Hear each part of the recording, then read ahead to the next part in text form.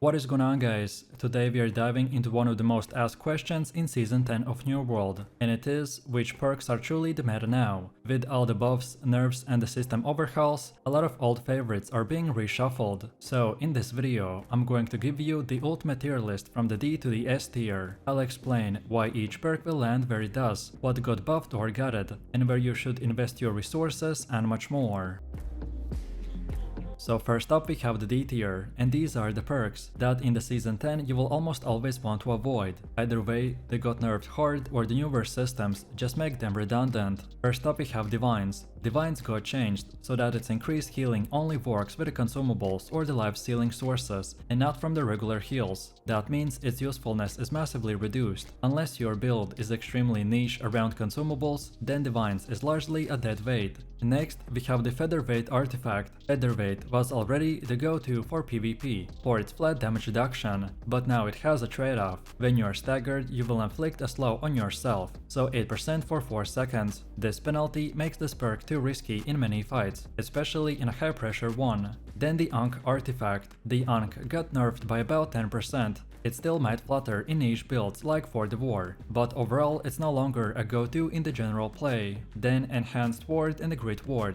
Defensive perks like these got hit very hard in the balancing. Enchanted Ward in particular was gutted by about half of the amount. The protection they provide is no longer enough to compete with the newer options that offer more utility or the synergy with the updated system. Overall, most of these perks either way had their strength cut significantly, or the new benefits offered for more modern perks, artifacts and infixes will overshadow them completely. The risk versus reward just doesn't justify slotting them anymore.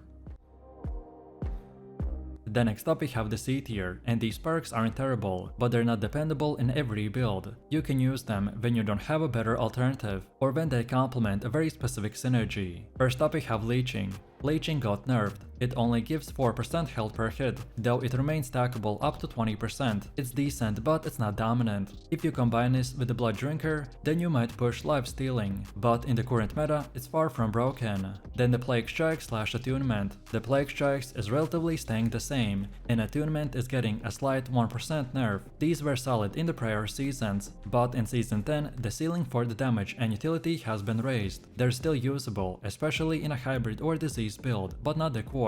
Then Critical Suppression. This reduces critical chance of enemies that been hit by the magic weapons like the light or the heavy by 2.5%. It has a nice niche utility, especially when playing against the crit heavy build, but it doesn't have enough power to anchor your build. Then Max Health / the Trinket damage perks. Most of the old trinkets got a broad nerf, about 5% reduced damage across many of them. Also, the Max Health perk was reduced from 7.5% to just 5%, so while these perks will still give durability, they no longer offer the bulky buffer they once did. You can use them if you lack better defensive perks, but don't rely too much on them as the primary. Then Curse Enhancement / the Curse skill. These trade off one style for another, like ability damage versus the light and the heavy. In Season 10, hybrid builds have become trickier to balance, unless you're committing to a pure ability or pure auto attack build, so these will underperform. Still, they're not useless, just highly situational. Then next up we have the Jewelry perks. Some ring or earring perks will remain passable, like plus 1% to damage across rings, or refreshing cooldown reduction on the earrings. But again, with the new infix, charm and artifact options, they are very overshadowed. So overall, why are these C tier and not lower? Well, because in certain builds they still do work, or when you lack access to the S or A tier picks, but you should not pick these as the first option if you have alternatives.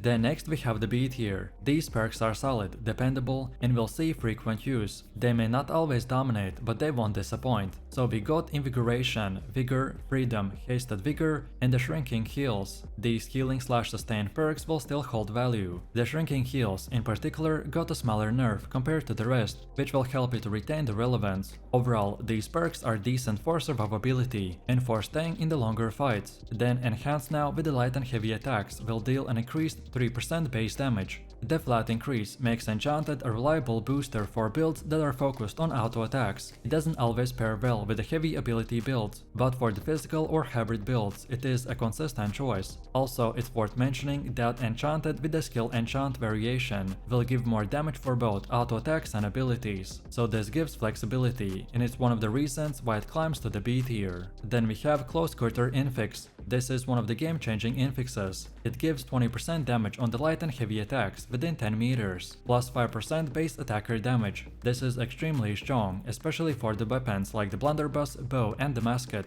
and this is why it pushes it high into the B tier, that sometimes can even get to the A tier depending on the build. Then Revive Infix. Casting Life Embrace on the downed player will now revive them. It requires 300 focus with a 45-second cooldown, and this is huge for PvE. It doesn't always apply in PvP depending on the rules, so it's situational, but in dungeon runs it offers safety, because it has a cooldown and stat requirements, so it doesn't dominate every slot, and that's why it's in the B tier. Then next we have the Leashing Crosscut and the Crosscut Lifesteal. For Greatsword builds, each one of these crosscuts now gives a lifesteal. It will not push the Greatsword meta further, but for sword builds it's a dependable lifesteal source, without much of a trade-off. Then we have the perks that boost charge for the Great Axe. The updated charge can now pass through the allies and enemies during sprint and will deal 14 to 28% increased damage. This boost in mobility plus the damage make it a more attractive perk on the Great Axe builds. Then the perks that boost Pillar of Fire. Now instead of a cooldown change, it applies a 10 to 20% slow for 4 seconds. This utility makes the Fire Staff builds more flexible in chasing or kiting. It still has conditions, but it's a B tier perk for the fire builds. Overall, these perks will often offer balance, good increases, some trade-offs or conditions. They're competitive, but not universally top tier for all the builds. If I don't have an A or S tier option, then these are the ones I will pick.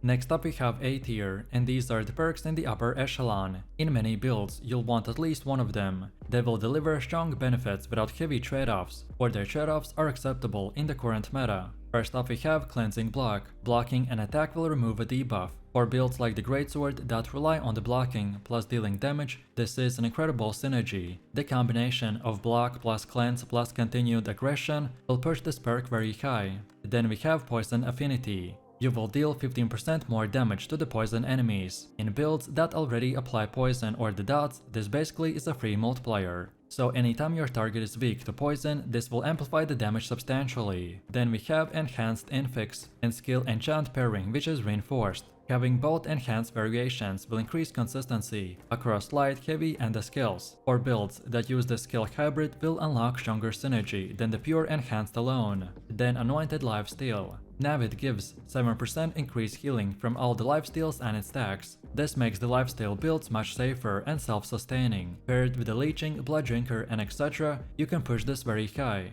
Given how lifesteal builds will remain strong in Season 10, this is very OP.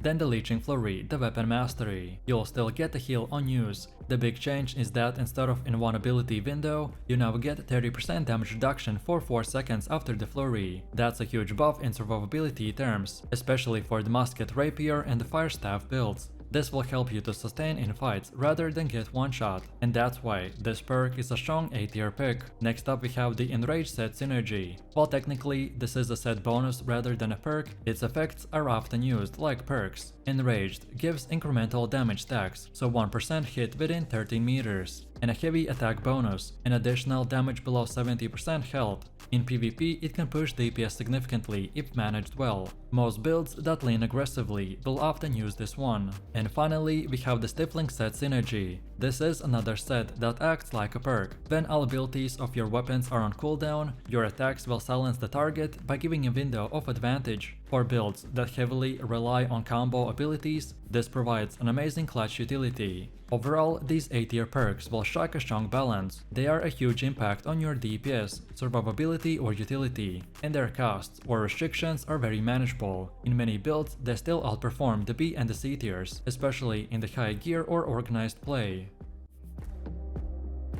And now finally we've come to the S tier, and these are the perks that you want whenever possible. If you can't get any S perks in your build, then you're leaving a lot of damage, safety or consistency on the table, especially in the endgame meta. First up we have the Close Quarter Infix. This might be the single strongest infix going into Season 10, plus 20% light and heavy damage within 10 meters, plus the 5% attacker damage is just insane for close range builds. As I noted earlier, the blunderbuss, bow and musket will benefit massively. This goes into the S tier because it rewards aggressive play and offers really good flat damage boost. Then cleansing/defensive infix combinations. Perks like Cleansing Block or the artifact defensive bonuses will push this into the S tier synergy. I pretty much recommend this perk for every single build in the endgame. Then we have highly synergetic perks like Enchanted plus Skill Enhanced and plus Poison Affinity. It's often not just a single perk but a combo that elevates you to the S tier. If your build can stack Enhance, Skill Enhance and Affinity and you have a strong lifesteal or the set synergy, then it becomes an S tier build. Individually, they might be A tier, but together they outrank most of the single perks. And finally, we have artifacts/sets acting as perks. Some artifacts and the set bonuses in Season 10 are powerful enough that acquiring them is priority, which effectively functions like a perk. For instance, Enrage set, Stifling set and the Overcharge set are often built into the meta combinations. From my overall breakdown videos, Overcharge will give stacking damage, plus the status resistance at a cost of the rend.